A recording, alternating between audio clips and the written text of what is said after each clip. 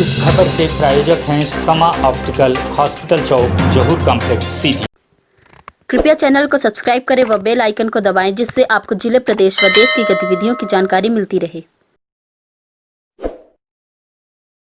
नमस्कार, ST news live में आपका स्वागत है। मैं हूं मानसी। नगरीय निकायों के आरक्षण के साथ ही चुनाव का बिगुल बज गया। अब केवल चुनाव की तारीख की घोषणा होनी बाकी रह गई है। आरक्षण के मुताबिक सीधी नगर पालिका अनारक्षित, चुरहट नगर परिषद पिछड़ा वर्ग महिला के लिए आरक्षित है। वहीं रामपुर नेकिन व मझौली नगर परिषद अनारक्षित हुई है। आरक्षण के बाद राजनीतिक गलियारे में हलचल बढ़ गई है। चुनाव की तारीख की अभी घोषणा नहीं हुई। दावेदारों की भीड़ उमड़ पड़ी है। राजनीतिक दलों ने भी सशक्त उम्मीदवार पर राय बनाना शुरू कर दिया है। एसटी न्यूज़ लाइव के चीफ एडिटर शुभेंदु शर्मा ने भारतीय जनता पार्टी सीधी के जिला अध्यक्ष इंद्रशरण सिंह चौहान से नगर पालिका चुनाव के विषय में बेबाक बात की। आइए सुनते हैं क्या कहा इंद्रशरण सिंह चौहान ने। भारतीय जनता पार्टी की आप जानते हैं कि हमेशा चुनाव की तैयारियां रहती हैं। भारतीय जनता पार्टी वस्तुतः कार्यकर्ता आधारित पार्टी है, यह सबको पता है। और हमारा जो प्रत्याशी होता है वह कमल प्रत्याशी होता है। जिसको भी कमल चुनाव चिन्ह मिल जाए, पार्टी तय कर दे, उसके लिए सारे कार्यकर्ता लगते हैं। अब बूथ लेवल तक की बैठक हमारी कार्यकर्ताओं के साथ हो गई है और घोषित ना होने के पूर्व भी, जैसा कि भारतीय जनता पार्टी आप सब जानते हैं कि सेवा भाव और विकास यह दृष्टिकोण में रखते हुए काम करती है और इसी दृष्टिकोण को ध्यान में रख करके हम सब ने कार्य किया है।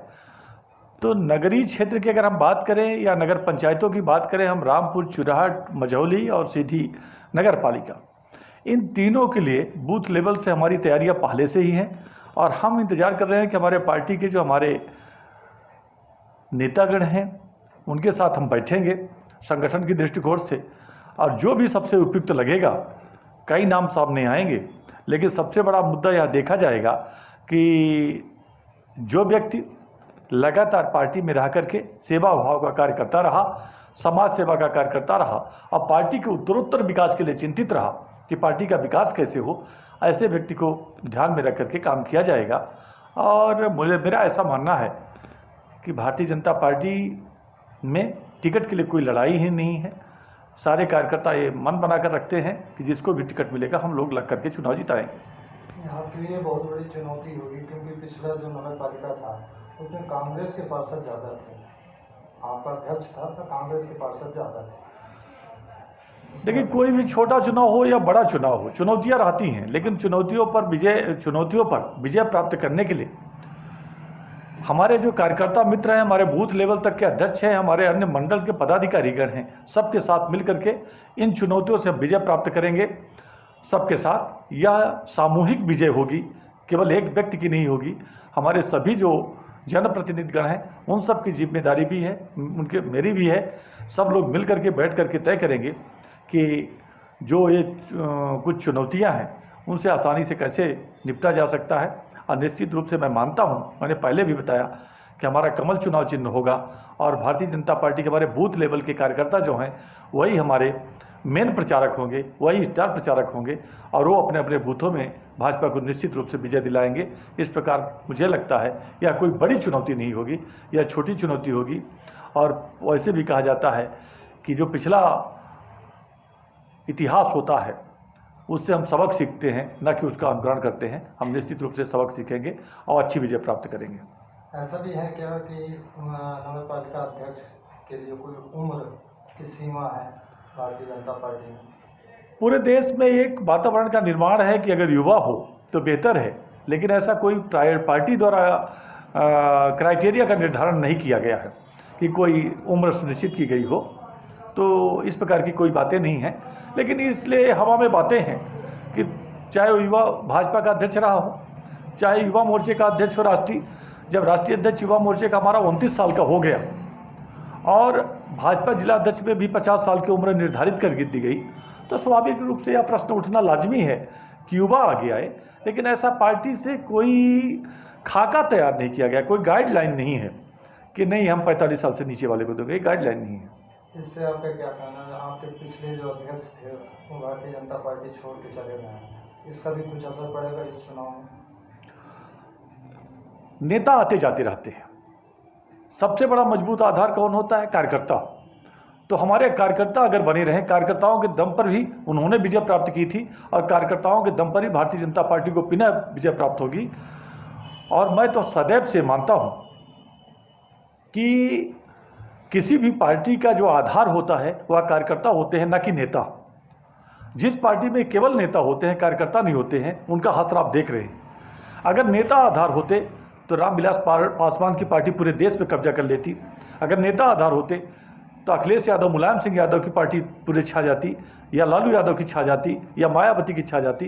लेकिन उनके पास कार्यकर्ता नहीं है, इसलिए कार्यकर्ता न होने की वजह से भारतीय जनता पार्टी के पास कार्यकर्ता हैं तो हम विजय प्राप्त कर रहे हैं, वो विजय नहीं प्राप्त कर पा रहे हैं। आप राहुल गांधी को ले लीजिए, नेता बने बैठे हैं लेकिन कांग्रेस के पास वर्कर नहीं है, कार्यकर्ता नहीं है।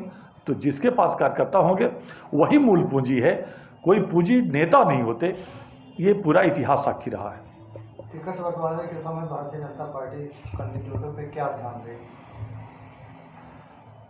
निश्चित रूप से बहुत सारे लोगों की अपेक्षाएं होती हैं कि मैं नगर पालिका अध्यक्ष अगर बनता तो मैं बेहतर विकास कर पाता। स्वाभाविक है, जब किसी भी राजनीतिक क्षेत्र में कोई भी काम करता है तो उसकी अपेक्षा होना लाजमी है, स्वाभाविक है। लेकिन टिकट तो किसी एक को ही मिलेगा और टिकट हमारे जो साथी मित्र हैं जब बैठेंगे तो तय करेंगे। लेकिन यह बात जरूर ध्यान में रखी जाएगी कि उसका जो एक स्वभाव हो, व्यवहार हो, वह ऐसा हो कि जो लोगों की सेवा के लिए तत्पर रहे, उसके दरवाजे हमेशा 24 घंटे आम जनता के लिए खुले रहें। वह यह न कहे कि मैं अब अध्यक्ष हूँ, उसके मन में हमेशा यह रहे कि मैं सेवाभावी हूँ, मैं तो सेवक बना हूँ, नगर पालिका सेवक हूँ और नगर पालिका सेवक बन करके मैं जनता की सेवा करूँगा, विकास करूँगा। हमारे यहाँ जो नालियाँ हैं, नर्दे हैं, उनके सफाई का कार्य मैं ही देखूँगा। मैं जनता के ऊपर जिम्मेदारी तय नहीं करूँगा, मेरी जिम्मेदारी होगी। ऐसा जो स्वभाव होगा, ऐसे स्वभाव वालों को हम लोग प्राथमिकता देंगे। नगर पालिका के जो पार्षद के प्रत्याशी होंगे, पिछले चुनाव में देखा गया है कि दूसरे वार्ड के कैंडिडेट को दूसरे वार्ड में प्रत्याशी बना दिया गया है, इस बार क्या होगा? हम इस बार प्रयास कर रहे हैं कि एक जो हमारे टीम का गठन किया गया है और आंतरिक रूप से एक और टीम का गठन किया जा रहा है।